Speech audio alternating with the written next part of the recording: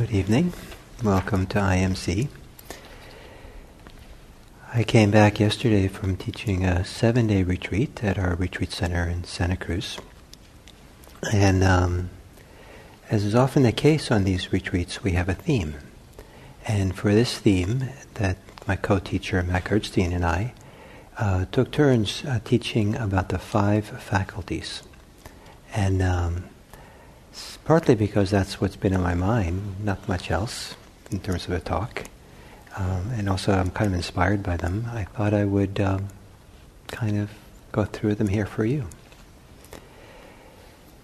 So these 5 faculties are given some prominence in the meditation traditions of early Buddhism.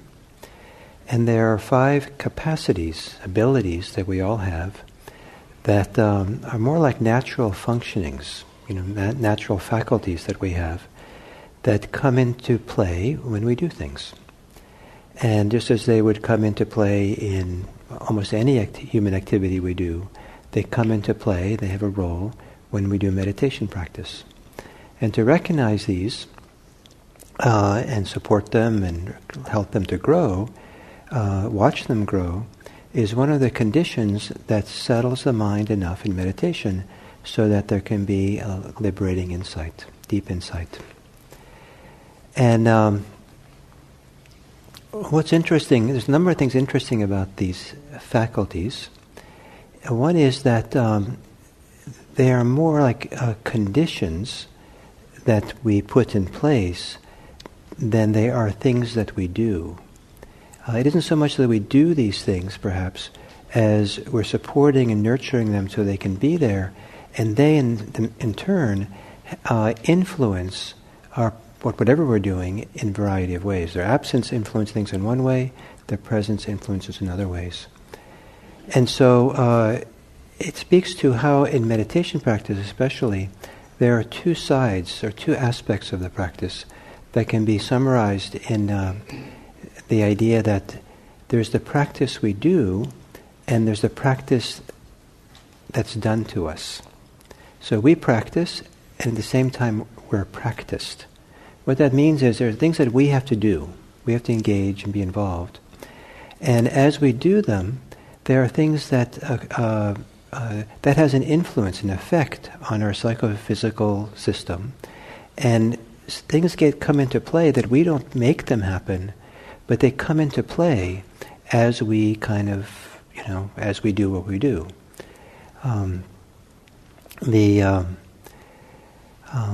It might be something like, a little bit like if you run for exercise, and so I used to do, and I have to do the running, it takes some effort, but and that's the condition that at some point something kicks in. And there's a kind of effortless effort in running that kicks in. And there's kind of ease and lightness that comes along. I don't do the effortless effort. I don't do the lightness and the ease that comes.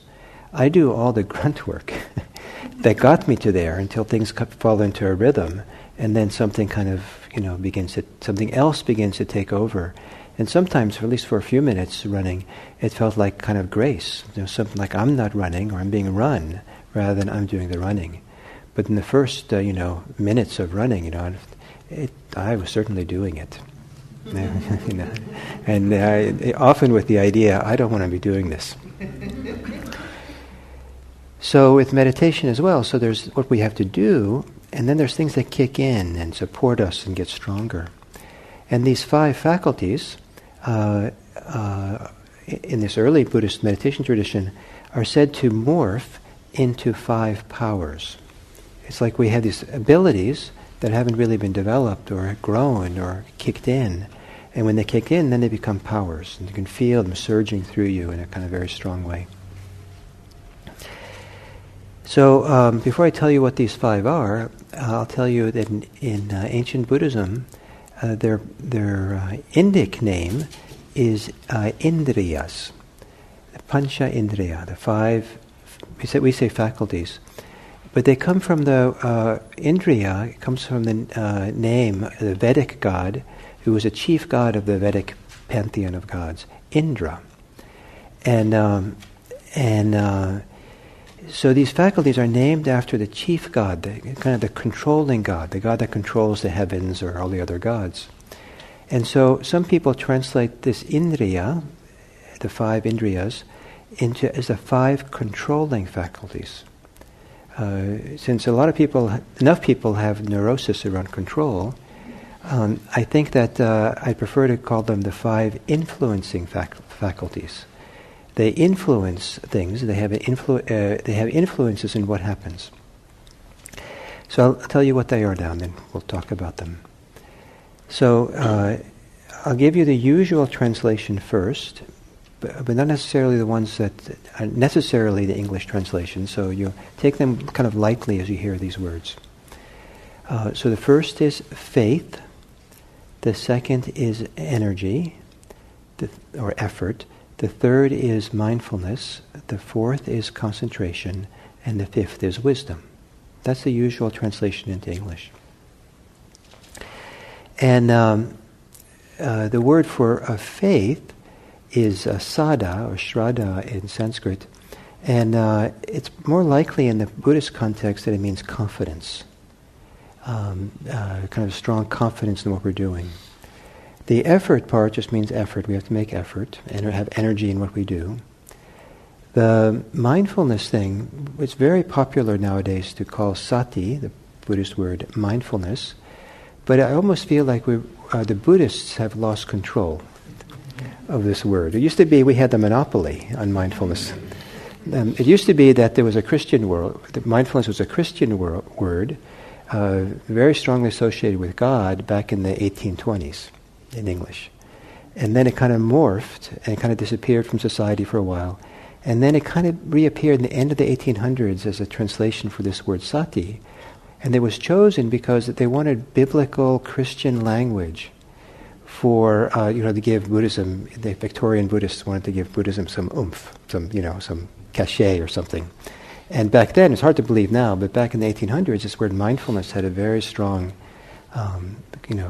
the Christian, religious, theistic kind of association. And then it grew from that and developed and became popular in Buddhism, became the word for what we do.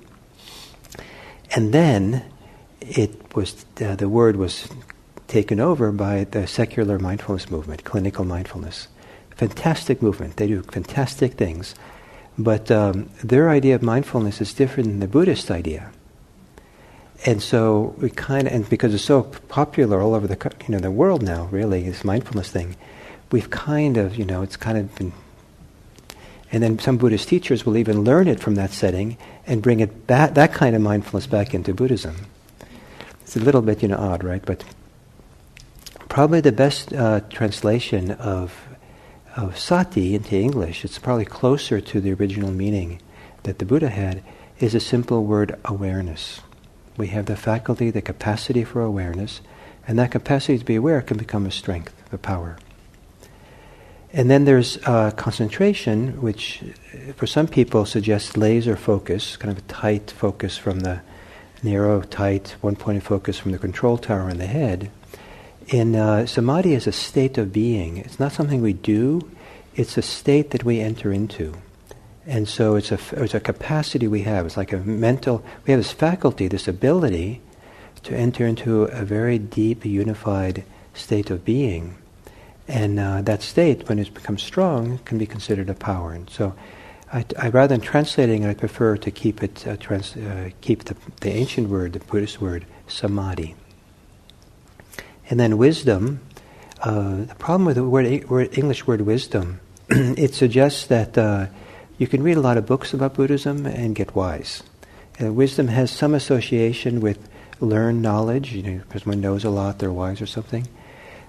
Whereas the word that being used in Pali, pañña or prajna in Sanskrit, is much more of a direct insight into experience. It has to do with how we discern, how we see our experience in the moment, and in the seeing comes the wisdom.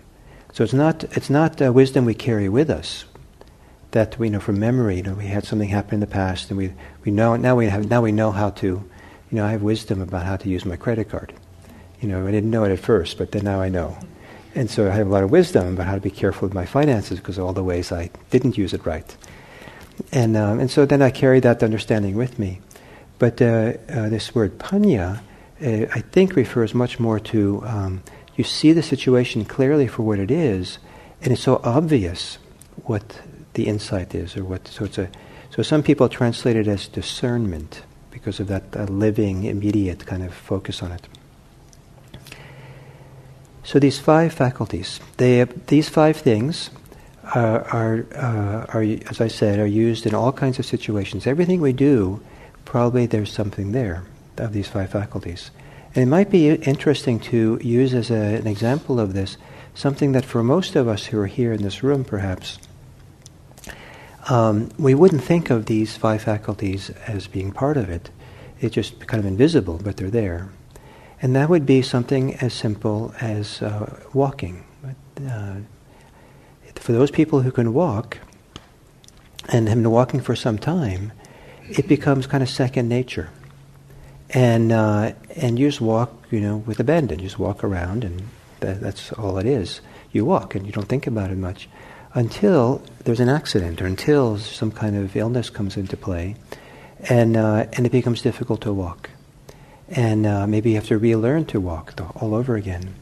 And then you realize how now you have lack of confidence. You feel very wobbly on your legs, on your feet, and it's really clear that you have, that people are encouraging you to have confidence. Yes, you can do it, you can walk, you can figure it out, because you don't have it. And then to make the effort to walk might be hard. Maybe the muscles have atrophied or something, and so you have to really make effort, and you kind of remember back how easy it was before when the amount of effort you made was invisible to you because it was just there, and you can count on it, and you didn't think about it. And there's a lot of mindfulness involved in walking around the streets, but it's kind of second nature. It's kind of, again, we can be thinking about things, talking to friends. And we kind of see the sidewalk, see the cracks, see the curbs, see the holes, and we walk around them and are careful, and we don't have to think about it much at all.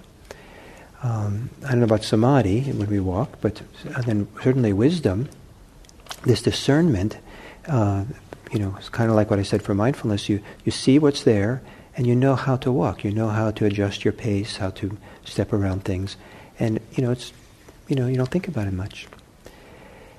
But these 5 faculties are operating there. There's confidence, there's effort, there's attention, awareness, there's maybe some samādhi, and there's certainly some discernment as we do our walking. When something goes wrong, then we see how difficult it is without those things. But they're there operating.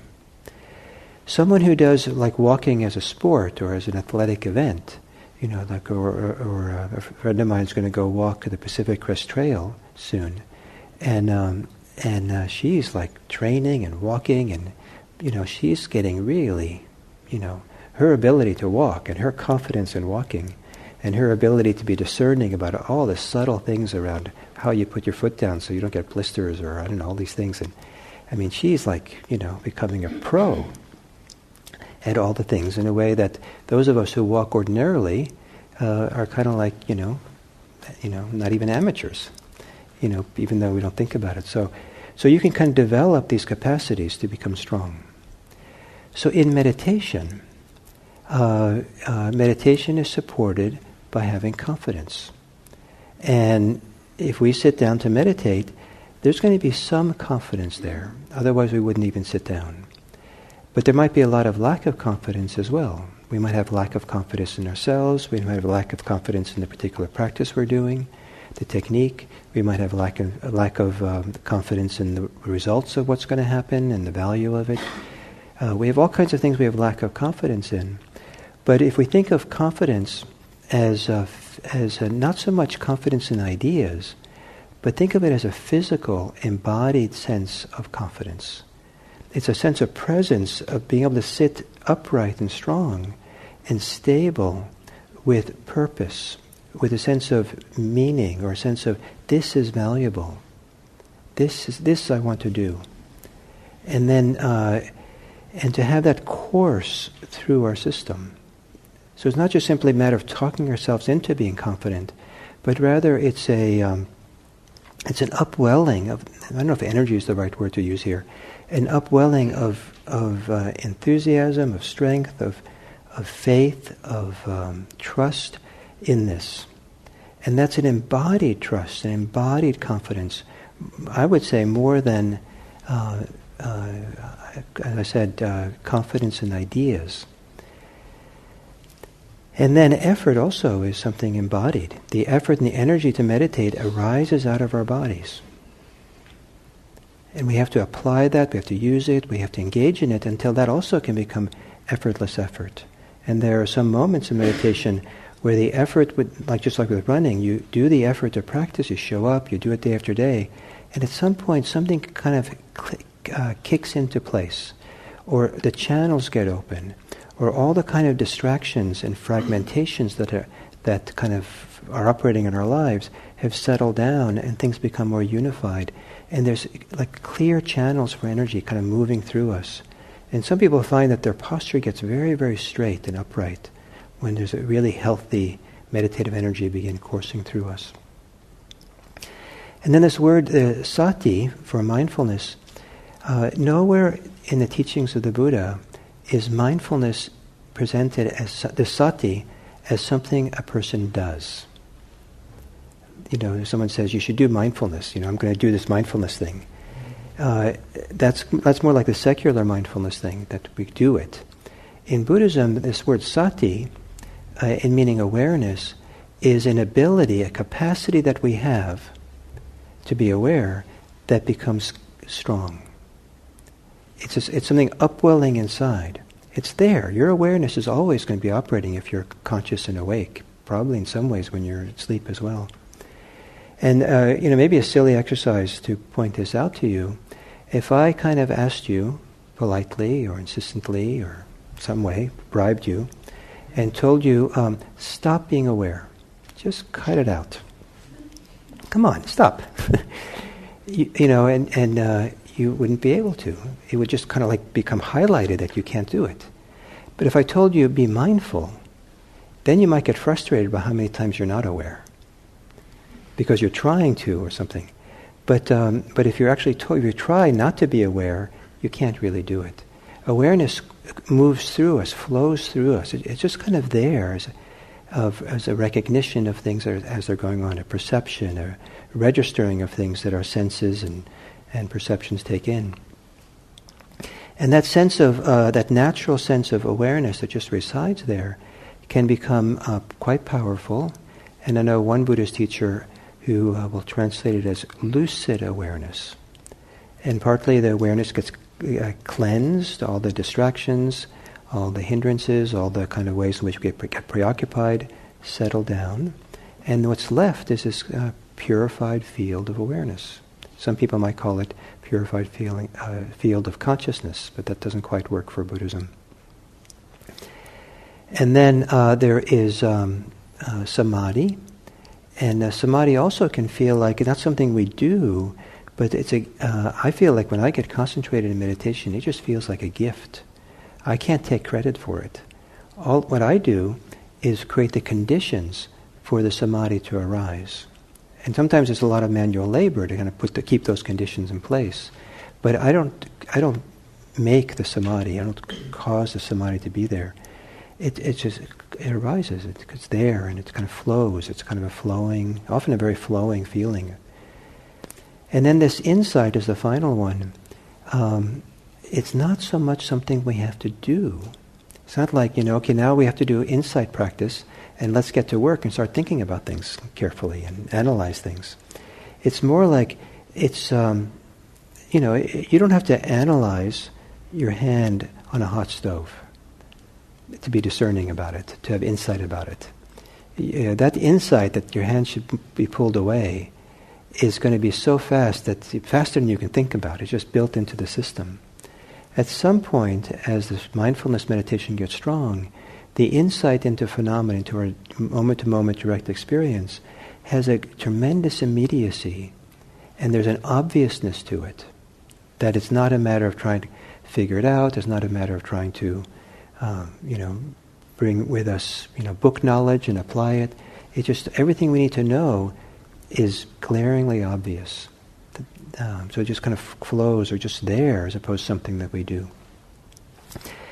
So what I'm trying to point out in this describing it this way, is to point out that there are forces within us that are operating, that can flow and operate within us, faculties, that we support, we create the conditions that support them to arise.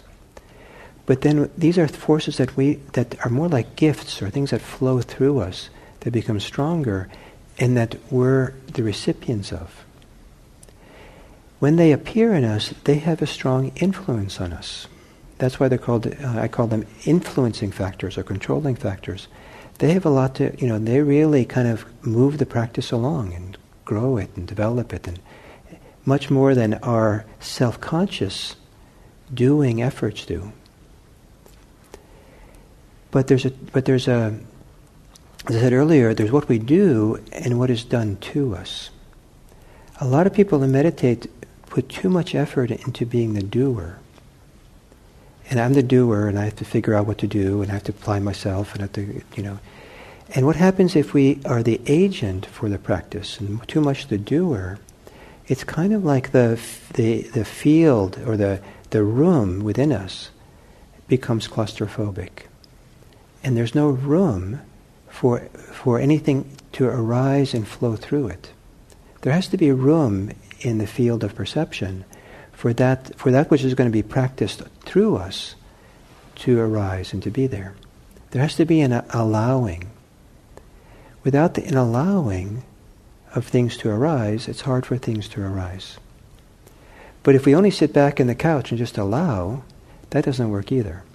We have to kind of create the right conditions where allowing has the best chance of being luminous or being powerful or strong. So there's an art in meditation of going back and forth, or doing both simultaneously, of both applying ourselves in practice and kind of getting out of the way of our practice, engaging and opening up.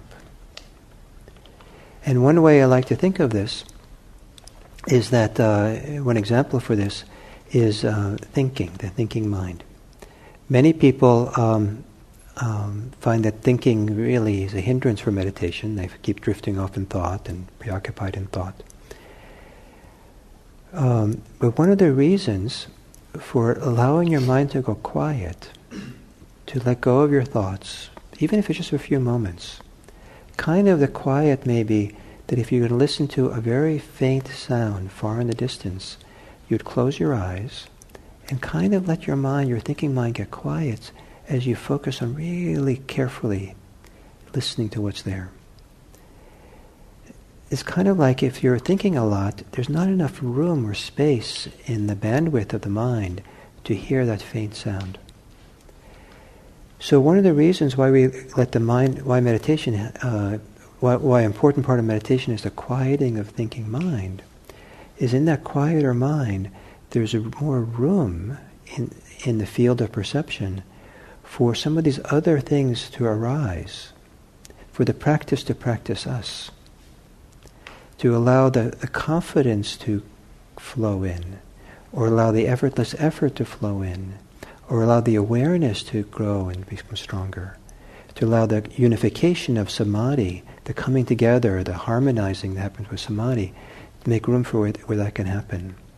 Or to allow this non-discursive insight, this non-discursive wisdom to have a chance. You can't have non-discursive wisdom if you have a lot of discursive, the field is filled with discursiveness. So these 5 faculties, in order to really grow and develop, have to have space. There has to be a sense of allowing. And our job is to create the conditions that allow them to come. So one of them is the allowing, the space, not thinking so much, and really being present. Without being present, there's also no room. If you're lost in the future and the past, there's no inner psychic room in the present moment for things to occur, to arise in, or to flow, or to harmonize, or to heal. And so we come into the present moment the best we can. We kind of develop that. Our job is to keep coming back, keep showing up. Keep showing up here. But once we're here, you don't want to start then do a lot. It's almost like you want to let go of your thoughts and let go into receptive awareness. It's almost like you want to just show up, make a lot of effort to show up, but once you're showed up, just see what's here. Come back to the breath, and then, that your job is to come back to the breathing. And once you're with the breath, kind of give up some control, or give up some of the agency of the doing in favor of then receiving the experience of breathing. To be on the receptive side. So the active side is returning the attention to the breathing, and then once you're there, the receptive side is letting that kind of register or wash through you or arise or flow. And then you'll lose it again, and then you come back. Your job is to come back. Keep coming back. But if you come back to your breathing, that's your job. And then you feel like, okay, I drifted off too many times. I got to really grind my teeth and bear down, and I got to make extra effort here and really hang in there and be there to the end of that out-breath and not let my mind go. You might be successful to stay with the breath to the end, but you haven't made any room for this other half of meditation to occur. The half that you don't do. The way in which meditation does you. Is that making some sense? And so some of the things that we're looking for, some of the things that really support all this, is these 5 faculties. So for confidence, some people would like to have more confidence when they meditate, but have it flowing and being there. And so some of the things we can do is do the things that stimulate confidence in us, inspire it. Some people find that, they might want to read some inspiring Dharma books by some teachers that they really inspire. They read. When I was a relatively new meditation student, I used to read some of my favorite Dharma books. I'd read like a page or 2 a day, and that was enough. And then I would just kind of live with those teachings, and they inspired me and gave me a lot of confidence. I relied a lot, I got a lot of confidence from other practitioners. I had teachers who inspired me, and their inspiration, how I was inspired by them was to have a lot of confidence in the practice, and so I would sit down with confidence, and that's what I want to do. Sometimes I would think about the challenges I had gone through in meditation prior to that day, and oh yeah, I had these difficulties, and I hung in there. I practiced the best I could with that, and it came through to the other side. And then I think I can do this. I have confidence I can do this. In the end, it's not the end yet, but at some point, after years of practice, one of the strongest sources of confidence for me, or the places of confidence for me, is in mindfulness itself, in awareness itself. I have a tremendous trust, faith, confidence in the power of being aware in the present moment. And there's so many situations in my life where I come to, I don't know what to do. So what I do then, I pay attention. And if I pay careful attention, bring awareness, bring this mindfulness thing to it, and inevitably, some point, something opens up, something becomes clear, something settles out, or something. And so now I go through the world with a lot of confidence in the mindfulness. So what can we do to inspire energy or arouse energy in us? And there's all kinds of practical things you can do. Get enough sleep, if you can. Have some good exercise, so your body has good kind of toned well. Eat well, not too much. Don't be too stressed, which is a kind of a silly thing to say because to many people here, because they're coming to meditation because they're stressed. The meditation is the antidote to stress. Now you're telling me don't be stressed, and that's what, so I can meditate? Yes, meditation is an antidote to stress. But if you want to take meditation as far as it can take you, you want to stop being stressed outside of meditation. if meditation is only an antidote to stress, you won't get the full benefits of what meditation has to offer. You have to figure out some way to live a life which is not so stressful.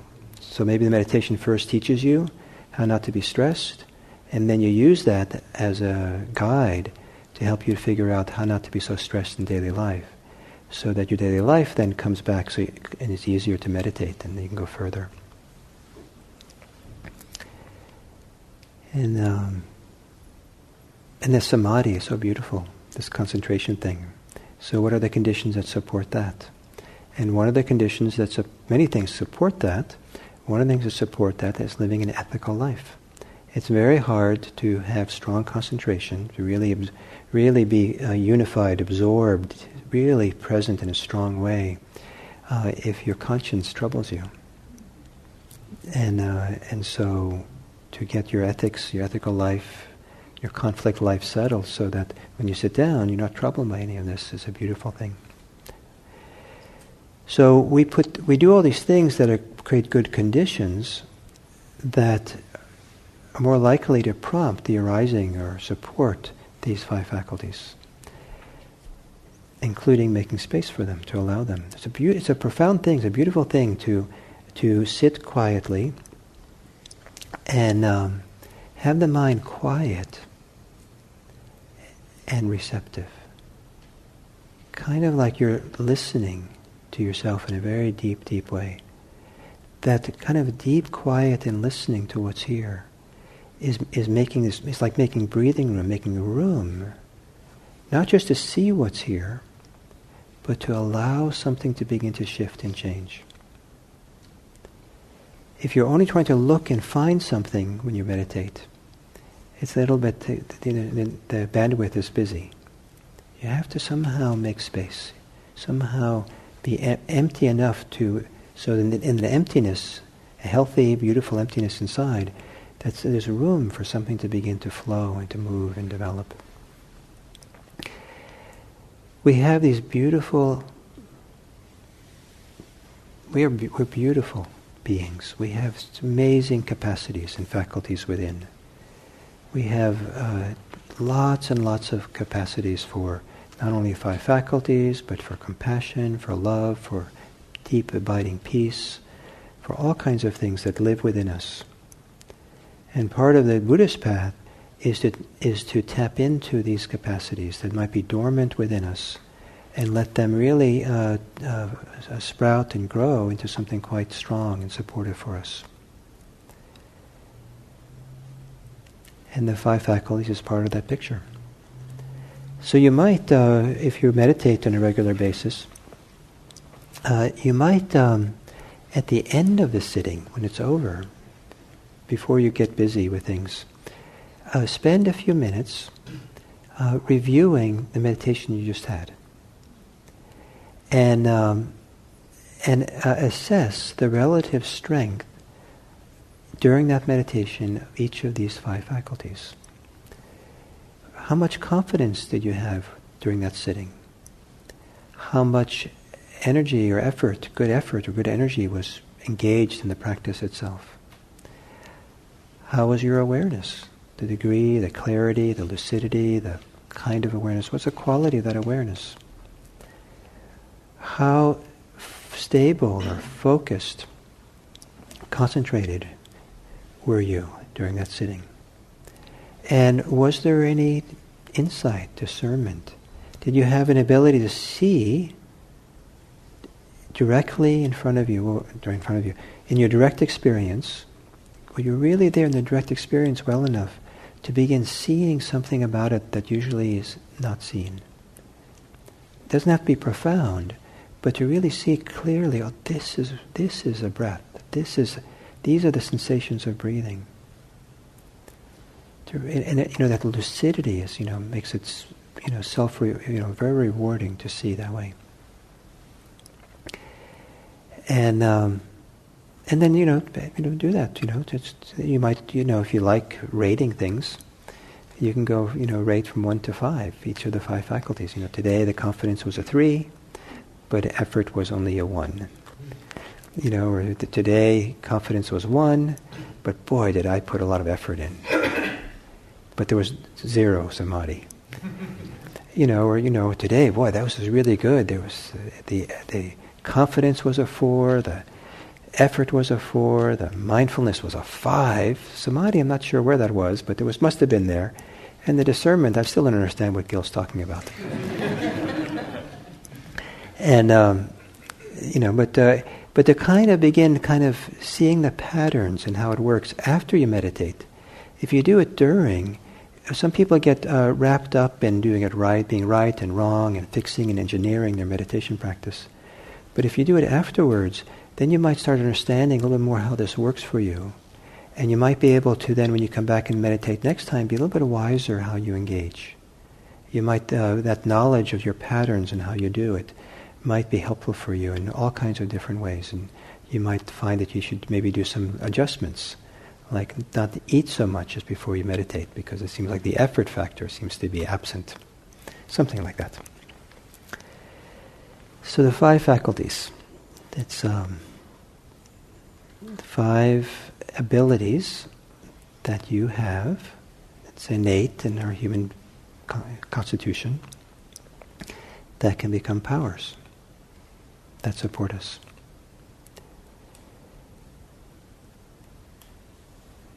So I don't know how often people associate meditation with power, but certainly that meditation helps us in a certain kind of way feel a certain kind of personal power. So we have just a few minutes, maybe 6 minutes before the end at 9. If anyone has any questions or comments or testimonials about the 5 faculties. Hi. My name's Adam. Hey. I really like what you said about effort, and sometimes that it just kind of comes up from nowhere. You know what I mean? It isn't something that you're striving for. It just comes through you. So the last few days on the cushion, this effort has been dialing in my concentration so keenly on my breath that I almost feel pushed up like against a piece of glass with my breath, and then my breathing just naturally, it slows way down, and I'm looking at every little thing. Mm-hmm. Not analyzing it, mm-hmm. It's just like I'm riding this wave and it's becoming mm-hmm. bigger and bigger. I don't know if I should continue to ride that wave and continue to be smushed up against that glass, that perceptive glass, or I should pull back, you know what I mean? It's a good question. The best answer, I think, that I could give you is trial and error. Okay. Try both ways and see what's best for you. What you described is pretty good, nice. The only thing that's a little bit odd to me, because I never heard it this way described, is being pushed against it like a glass. That feels a little bit like it's... So it might be just language and your choice, but I wonder, it's not uncommon for people to get concentrated this way, to they don't even recognize it. They try too hard. They're striving, and so I wonder if maybe that pushing against a glass is a sign that you're actually striving, and more than you should. And so it might not be that you pull back so far, but I wonder what would happen if you pulled back just so that you're not pushed up against it, and then. Maybe there's more room, more bandwidth in a sense, to experience the breath even more deeply. Does that make sense? Yeah. Great. Thank you. So, someone else?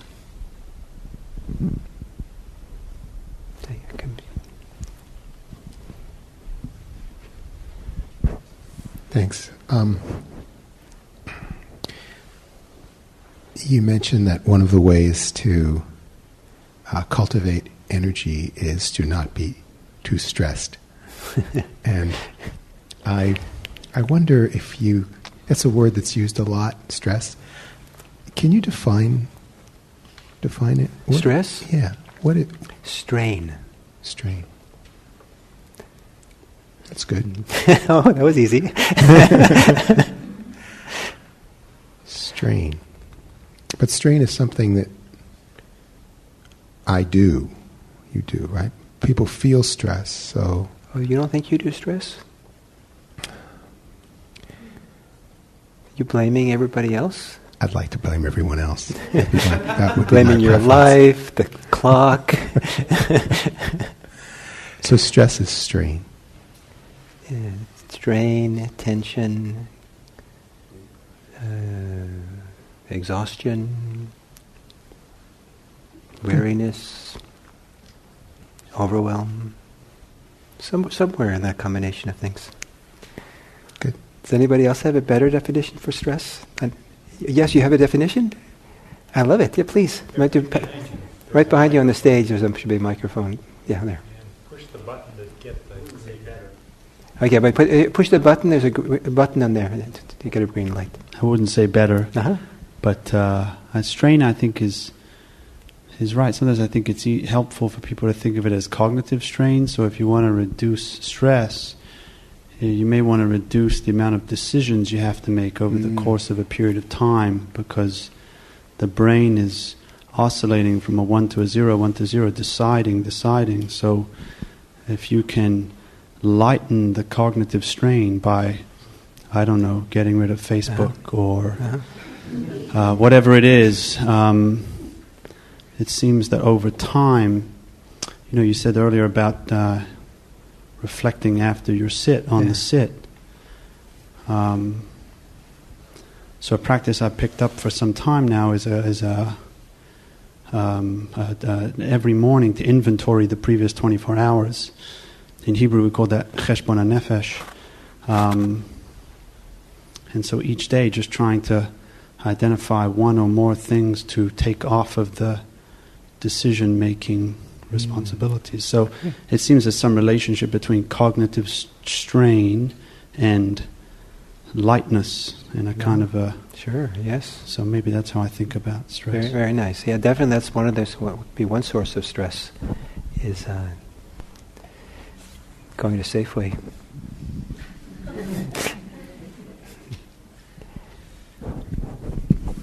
I just want to throw in the scientific kind of definition of stress actually comes from, like, in the animal kingdom.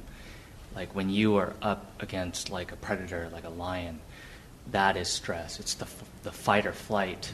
But in civilized society, the lions aren't there. It's the lions are career and like social pressures and things like that. But what your body physically feels is the same thing, this fight or flight.